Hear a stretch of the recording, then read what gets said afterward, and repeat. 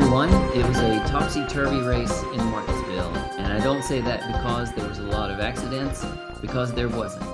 But there was a lot of changing about the field just because of circumstances, and Kyle Larson is our winner at Martinsville, the second repeat winner on the year. My name is Dan. This is my son, Nick. I'm at home. He's away at college. This is how we enjoy the NASCAR Cup season together. We're glad that all of you have joined us. Thank you for watching. Nick, how are you doing this week? I'm doing good, and it was a topsy-turvy race. I'm kind of sad that Larson was the one that came out victorious, though. There was a lot of guys that I liked up there racing for the win. In the end, it worked out for Larson. He was quick. He stayed ahead and got the win. Still, repeat winner. Yeah. He was quick. I don't think he had the best car in the field. I don't think he had the best strategy in the field, but the circumstances broke just right for him. And he was able to make a pass on a car at the end of the race that had older tires than he did. So there you go, Larson. Good job. Mm-hmm. And don't get me wrong, I love wrecks and bumping and stuff, but it was nice to have not many cautions, not many yellow laps during this race. Okay. So you didn't think it was a boring race? I don't think, I mean, I thought it could have been better. I don't think it was a boring race though. Yeah. There's just been a lot of talk this week, and maybe it's just because people have to have something to talk about how there was a lack of passing. The drivers did complain that there was a lack of passing on this track. So we had two cars that led a whole bunch of laps. You had Priest, who started on the pole, led the entire first stage, and then what happened there? What happened to Priest? He was speeding. Yes. Okay. All right. So we have Priest leading the entire first stage, and then he gets a killer speeding penalty, sets him back. He never makes it back up to the front for the entire race. No. I was surprised with how well he was doing because I figured the race would start, maybe he'd lead a lap or two and then he'd get passed. But he held it out for over a stage, and the speeding penalty did kill, like you said, not a lot of passing, so he was kind of doomed once he had to move to the back. And it was a ticky-tack speeding penalty because he had the front pit box that was being used. And so just that little distance from his pit box to the yellow line, they're saying that he jumped off of that, and that was in that, 20 feet, 40 feet, something like that. That's where he got his speeding in. Then we have Chase Briscoe, who leads a whole bunch more laps. If there was one car that I might say was the best on the day, if it wasn't Priest, I'd say probably Briscoe. You got teammates there. Mm-hmm. I agree. Briscoe was looking really good for a portion. I thought he was going to win, but still, he kind of led like middle of the race. So he wasn't able to seal a deal. He was still able to get top 5, but good job on Briscoe in this race. Yeah. And Denny Hamlin called his shot, said that this was going to be the start of his push for the season. And he led a few laps. He was the third lap leader, I think. And he finishes 4th in the race. So do you think this is going to be the push for Denny Hamlin now? I think so. And I mean, last Sunday before the race started, I told you my true pick to win after watching qualifying, interviews, all that, was Denny Hamlin. And while he didn't get it done, I think this might be the start of something great. Well, Denny Hamlin performs well at the super speedways, and that's what we've got coming up next is Talledega. Some news and notes from the week. Austin Dillon had his car inspected. They found some illegal equipment on the underside of the car. So Austin Dillon's team was penalized 60 points. And of course, suspensions and monetary fines that go along with that. His team will be appealing that penalty. So once again, we have a case of a Chevrolet found to be cheating, or maybe cheating is a strong word. A Chevrolet that was in violation of NASCAR rules and receives a penalty. Yeah. And again, I forgot exactly what they said, but it's some part that I've never heard of that was like on the rear back of the car, which is already confusing enough. But then we're at the point where is everyone cheating? Or, I mean, not cheating, but is everyone using illegal parts? Because every car they pick has something wrong with it, and they only pick 2 cars after every race. So it's gotten really weird. Is NASCAR just getting crazy and giving out a bunch of penalties just because they can? I think if you look hard enough, you can probably find something wrong with any car that you pick. Um, so is it intentional? Well, some of it probably is. Some of it probably isn't. It's hard to say. Not sure what to think quite about all of it. Yeah, I'm not really sure. It's just weird, and it's really stacked up with all these different guys. But then also, I think everyone that's been penalized has appealed and gotten their stuff back, right? Yeah, except for the most recent Bowman and Byron penalty that they did not appeal. Um, but yes, those big penalties, they've been all the points have been restored. In fact, Justin Haley got his points back. You remember this goes all the way back to the Louvers. He got his points back just now. You remember that he had lost his appeal, but then there was a final appeal, and NASCAR themselves said, "Hey, look, since the other appeals board gave Hendrick their points back, then we suggest you give Colleague their points back too," and that's what happened. Yeah, the NASCAR court is having busy sessions week after week with all these appeals. And I mean, it wouldn't surprise me if we give it a week and Austin Dillon has his points back because he didn't know, or the appeal goes through that they don't see an issue with it, or something weird. I don't know what's going on, but I'd assume he's going to get his points back.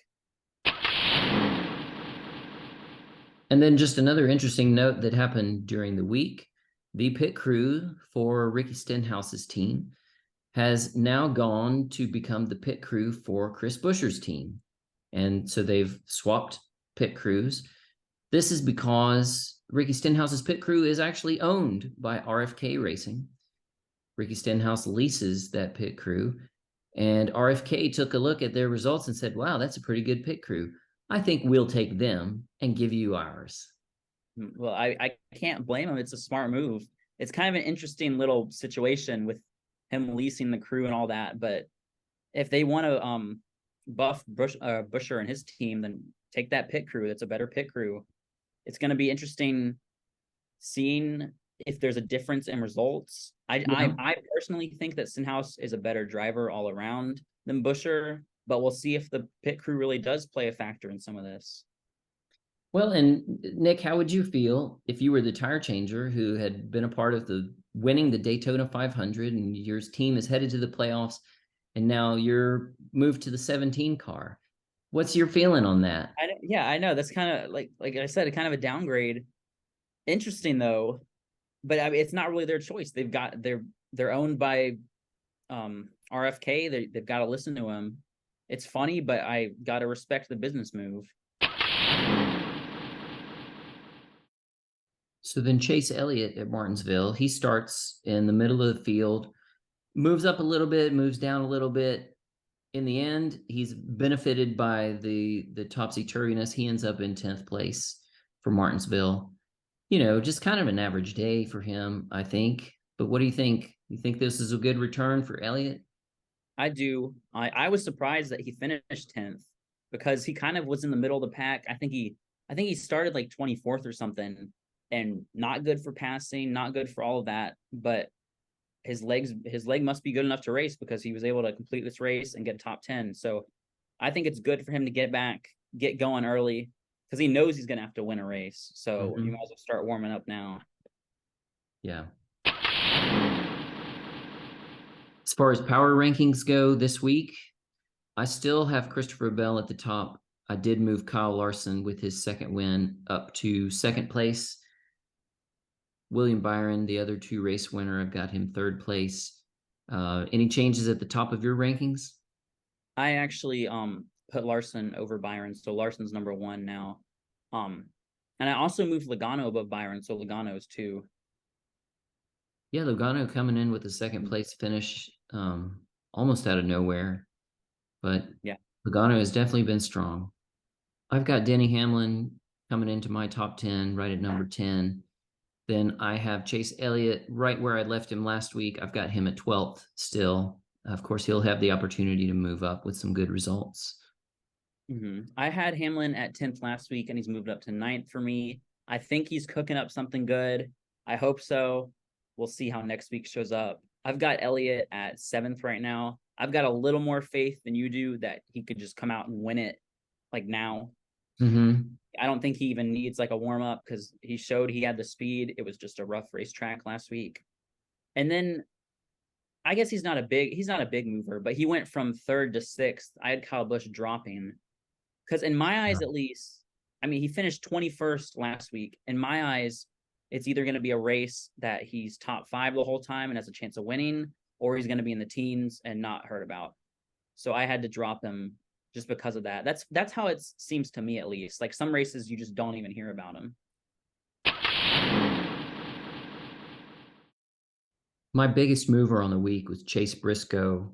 I had him at 16th before. Now he's up to 13th in my rankings. 2 excellent finishes with a broken finger. He has had surgery now, so we'll see if he still drives well with a surgically repaired hand. Yeah. I had him at 14th last week, and now I've got him at 13th, just like you. I like Briscoe, and I think we've documented that it had been a rough sort of start to the season. We didn't know how this week was going to go with the broken finger, and he did great.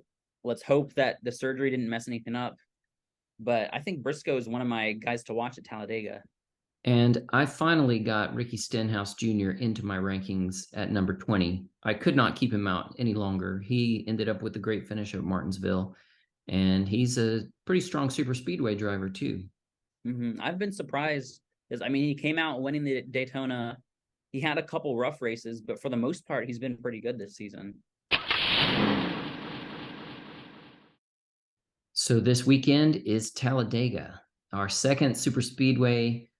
Well, Atlanta's kind of it's a pack racing track, but Talledega there's no doubt this is the largest track on the NASCAR schedule. Super speedway, anything can and probably will happen. You ready for this one? Get off I'm the very short ready for tracks. this. Yes, getting a little break from short tracks. We've kind of been stuck in the same old, slightly different, but same old kind of thing. Anything could happen. I'm ready for surprises. I'm ready for excitement. So while everybody knows that you can have a driver who's doing very well and they end up by no fault of their own wrecked out of this race, you can also have drivers that would not contend in a normal race right up there at the end, contending for a win. So with all of that said, Nick, I do want to tell you about some average finishing positions at Talledega over the last 3 seasons and just get your reaction to these. So over the last 3 seasons, and with the requirement being that you've participated in every race, so that's 6 races at Talledega, can you guess who is the driver with the best average finish? Yeah, I'll go with Harvick. Okay, well, he has a pretty good finishing position. The best belongs to Eric Jones. That's very surprising. What is it?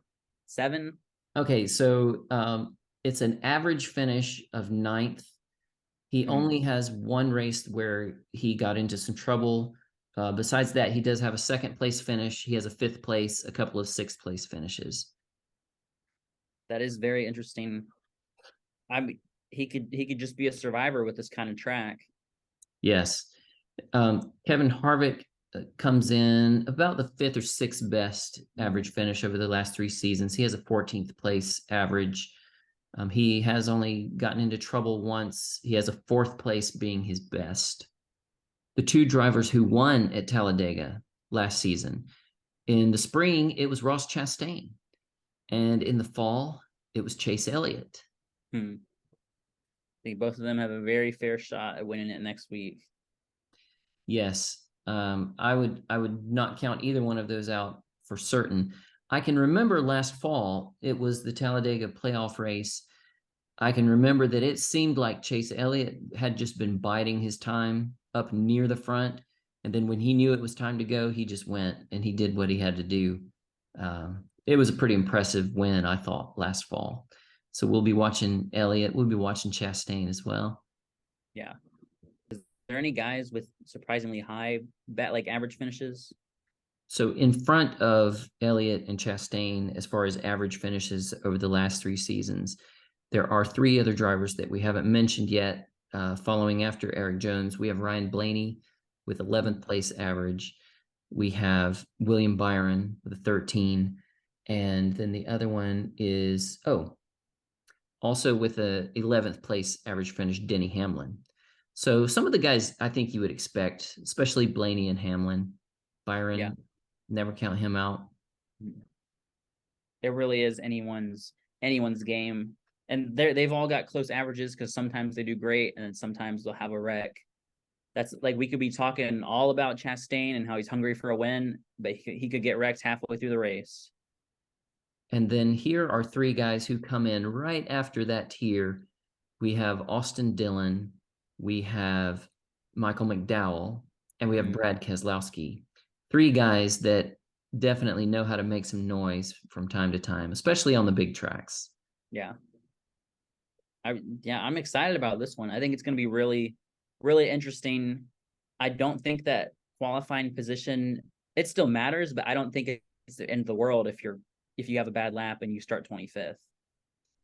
Yes, it'll be interesting to see which cars are fast, but it does not matter because you can start 36th and you can be leading before stage one is over if things break right for you.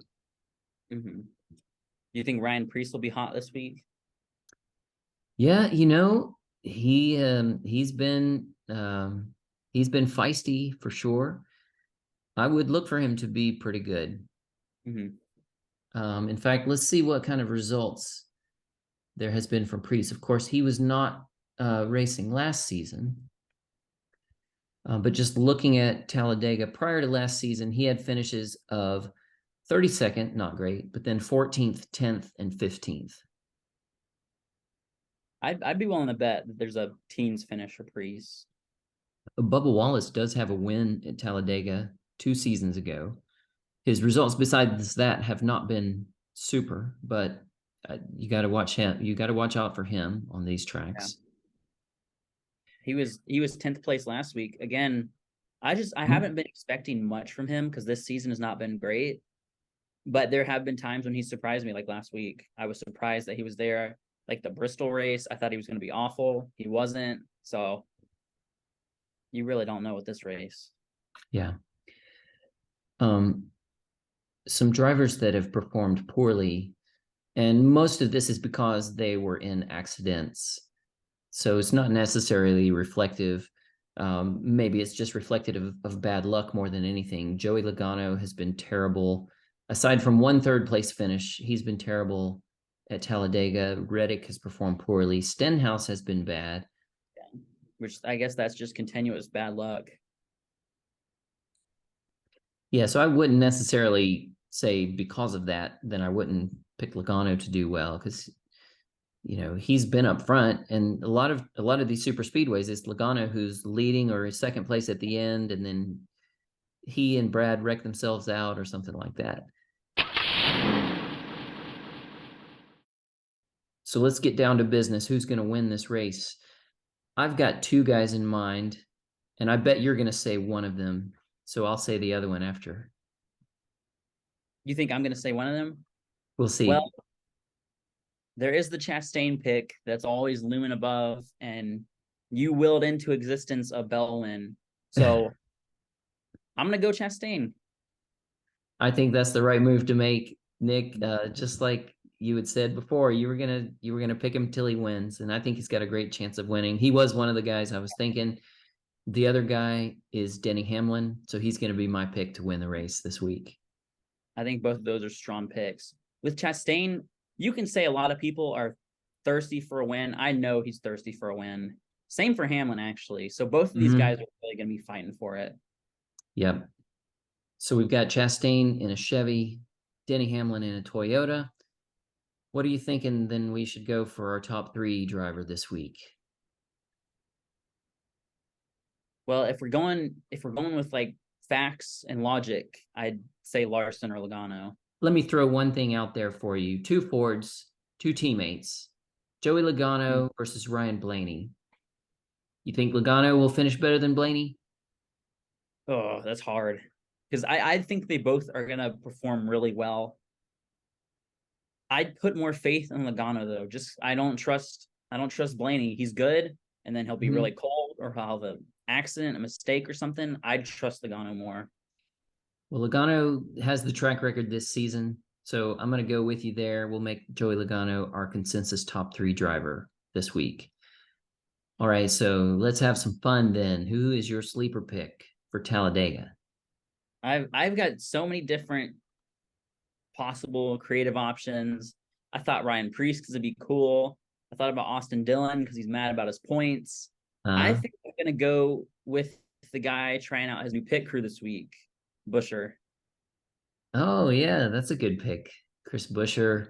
For sure. I think him and Brad together at the end, Buescher prevails. In that case, I've got to do it. I've got to do it. Maybe I can will it into existence. Eric Jones is my sleeper pick. He could win this race. Come on, Eric Jones, you can do it. He could, and this is what he needs for a rough season so far. Terrible season so far.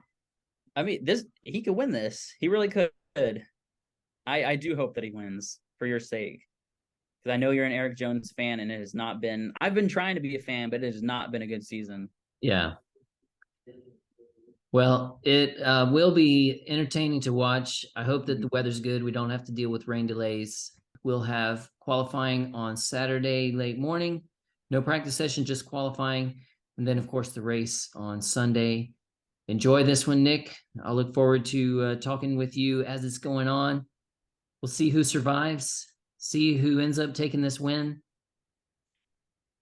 Yeah, I'm hoping for a really good speedway race. Lots of passing, lots of movement, probably some cautions with what we're going through, but I hope it's going to be a good one. All right. Well, thanks everybody for watching, and we'll see you when we make our next video next week.